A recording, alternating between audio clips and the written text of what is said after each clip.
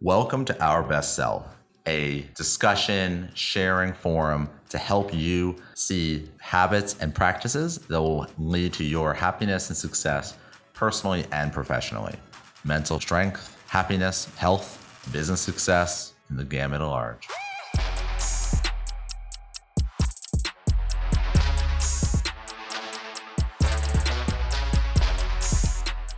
I want to focus on anchoring. I want you to think and I want you to dive in to really understand exactly what does that mean for you. And when I say anchoring, let's define that first. Anchoring is the concept where I tell you it takes 3 years to achieve this result because everybody takes 3 years, and then you automatically pace yourself, behave, and set your world up, and it takes you 3 years. Anchoring is when somebody frames a number, a time, a level of effort into your mind, and then you naturally, as a human, start working towards that number. Now, what's amazing about anchoring is that you hear it in business all the time. You want to anchor the negotiations. You want to anchor what the forecasts are, so we set these business targets, right? So that the business can move towards them, right? You're anchoring the conversation. There's a lot of pretty incredible research about the psychology and how the mind works. But I want to speak to you and share how anchoring can be your advantage and how you must control this around your environment. And I think number one, when we think about anchoring, I want you to think about it from your life's perspective. Meaning, think about what you want to achieve. What if you want to grow a business? If you want to achieve a level in your organization, in your community, if you're trying to learn new skills, or if you're doing something basic as doing a workout, competing in a race, all of these have targets, have what is quote unquote normal. And I want and will beg of you to defend your mind from anchoring and to how to use it. And let me share some examples here. So anchoring, number one, let's say you're going to approach a fitness goal. If you look at the leaderboard and everybody on the leaderboard is around 8, whether that's 8 rounds or 8 reps, it doesn't matter. But they're at 8. When you walk in to compete, to complete that workout, to participate in the game, you will think about the number 8. You'll probably pace yourself towards the number 8. You'll maybe work very hard to number 6 and then cruise right into 8. And this happens everywhere. Once there's a number and a peg on the board, you start seeing a higher concentration around that. Now, yes, you can have some populations and teams and sports where, sure, everybody's about an 8. But not everybody is. But if everybody walks into it thinking that, they're going to achieve an 8. Instead, what if you have someone who believes in you, who has seen you move, who knows your skills, and then sets an environment around you? What do you think you can achieve in that environment? In that environment, you put faith and trust in your mentor, your coach, your workout partner, your business partner, your life partner, and you work at that intensity, with that focus, with that faith that they're not just encouraging you, they are helping you achieve what they see as possible for you. And if you accept that in your heart, if you accept that they believe in you, they believe in me, and they're not just strangers, but people that have seen me move, that know what my true potential is, you kind of build on that energy. So the people around you are building that energy. But there's something special here. It is in addition to having that supportive environment, there is someone or a team that has seen you work, that understands the task at hand, has experience in it, knows the numbers, and looks you in the eyes with the knowledge and confidence and says, this is how you can achieve this goal. Now you're armed not only with a supportive environment, but also with the confidence and assurance that you are acting and working towards something with that support system and that factor of knowledge. And then, the work is yours to do. You have to perform.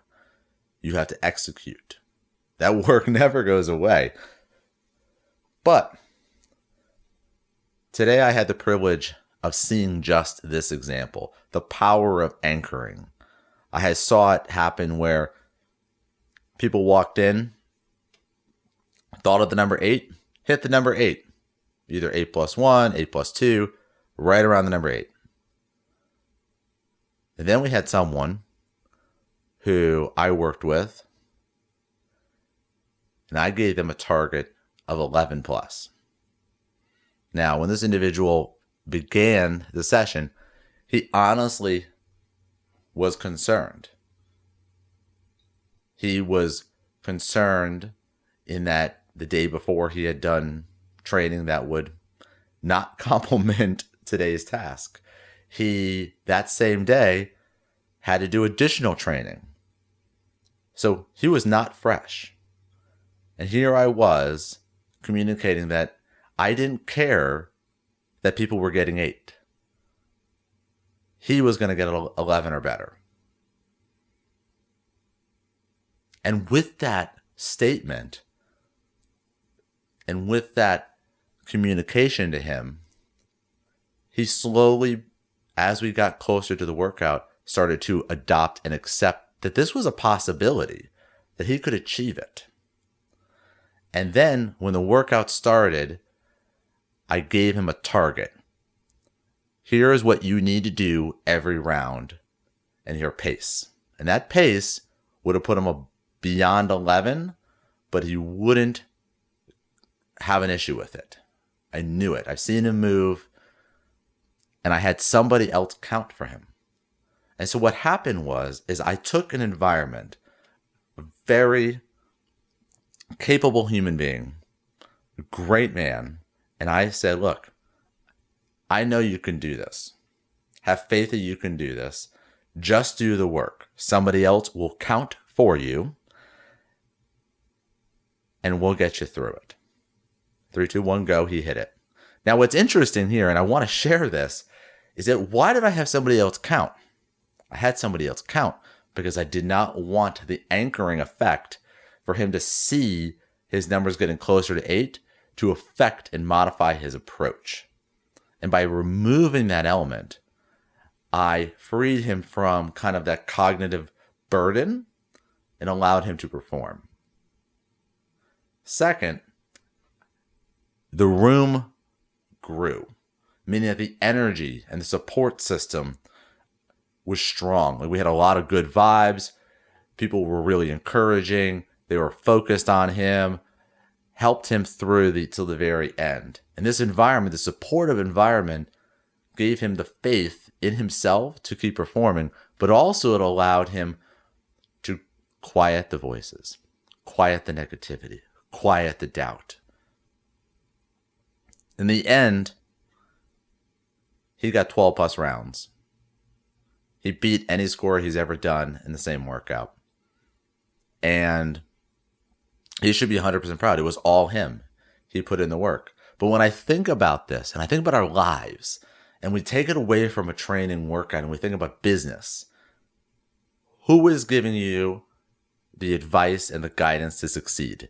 Are you pulling in experts for a project, for a purpose that you are trying to pursue? Are you bringing mentors in for yourself and your own development? And how powerful is it to cycle them so that they reflect and address what you need? So you're not setting these classic goals and accepting these quote unquote normal time frames and reasonable targets. Now, we want someone who has done what we've done, who has seen what we want to see, and or can help us get to the next level, whether it's our fitness, our happiness, our business, anything. And it's so powerful, and I encourage you to seek them out. The other is, how are you removing the cognitive pressure that might cause you to slow down, that might, if you will, create room for excuses and doubt and hesitation? What are you doing? You need to implement a system. I have become obsessed about adding systems to my life, setting up equipment so that when I come up to it, it's purposely positioned for what I need to do with it. I have set up systems where I try to create a routine. I have a certain alarm clock for a certain need in my day. Like these little hacks, these little behaviors, I put them in place so that I don't have to think about them. I don't have to worry about them. I don't put any mental energy towards them. But also, by doing them in advance, by pre-positioning equipment, by setting myself up for success, I don't even have to worry about the excuse of doing it, because the excuse becomes removed just by the habits that I surround that task. And so think about your support. Where are you getting the insight? The person that sees you move, that can help you move. Think about what are you doing to remove the cognitive load, the opportunities that could create excuses. And then I want to take a step back. So if anchoring is hearing a level of effort, a milestone, whether it's time, it's reps, it's years to accomplish a task or grow, whatever it is, and you're erasing or at least fogging out what is considered normal and then what you think you can achieve with support. There is another level here, though. Anchoring also can be a tool that you and I, use to push ourselves higher and pull ourselves higher at the same time. Meaning, let's say you come from a poor household. Let's say you're in a tough situation.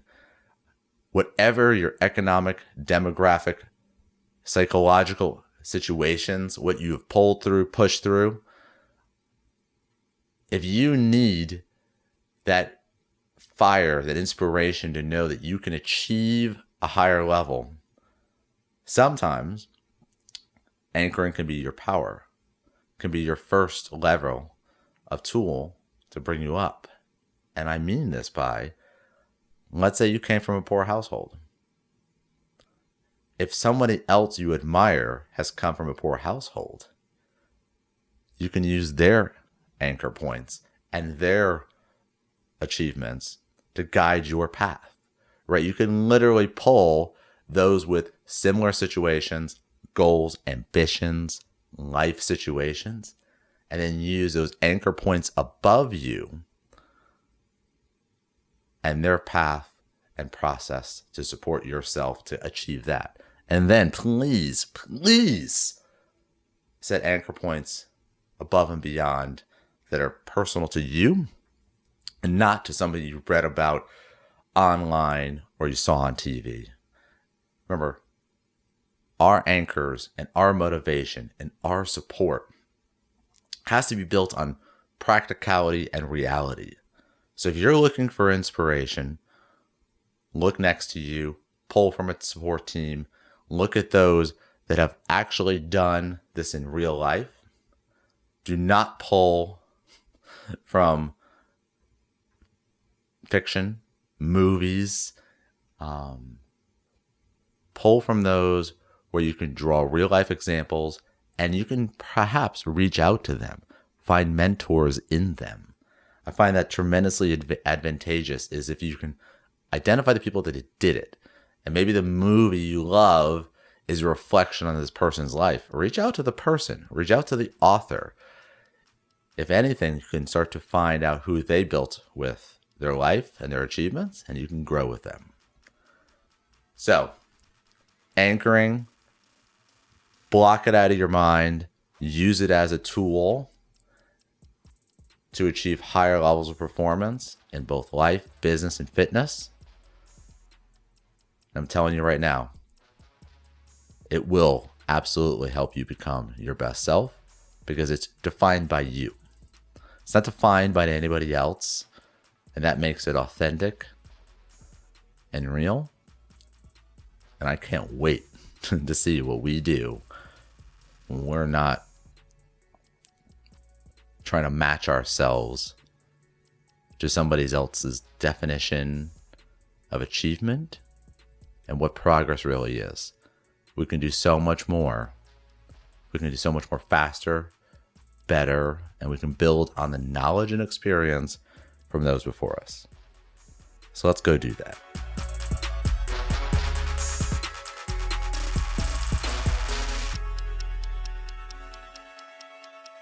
Thank you for listening to Our Best Self podcast. This is a passion project where I'm sharing the daily writings and studies from around the world and best that I can find for you.